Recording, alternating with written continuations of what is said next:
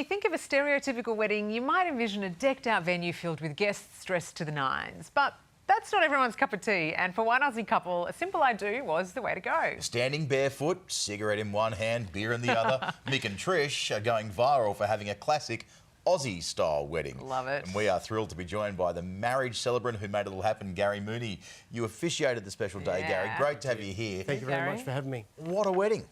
It was absolutely unbelievable. I had so much fun. My wife and I drove up to there just behind Pigeon House Mountain and met this couple, and immediately they were just gorgeous. Now, you've been doing this for, what, a couple of decades, right? I've been doing this for 16 years, 2,100 weddings. It's just been a lot of fun as far as I'm concerned. How does this one compare to some of the others you've officiated?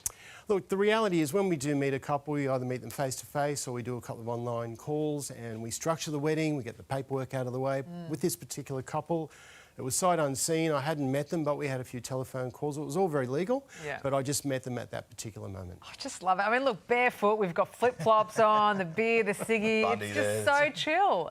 Yeah, it was really, really chilled. And from the onset, when I met them, you get...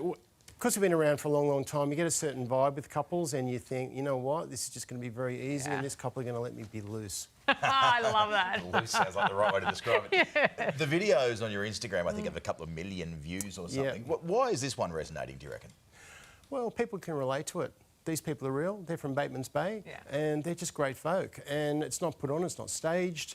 And they're just there, doing it their way, having a great time, having a shindig, and just enjoying the moment. They were awesome. And that's what it's all about. You've got to enjoy the moment. And what a gorgeous backdrop. Now, I want to contrast this, if we can, to the polar opposite, let's just say, in Vegas, where Carl officiated a wedding.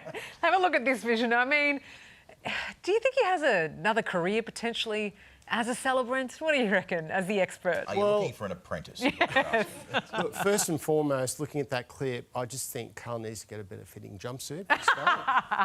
And also, what is that thing on top of his head? Maybe a better fitting wig. That's the sunglasses. Oh, right. But realistically, look, he does have a good career option, I guess, if he loses his job here.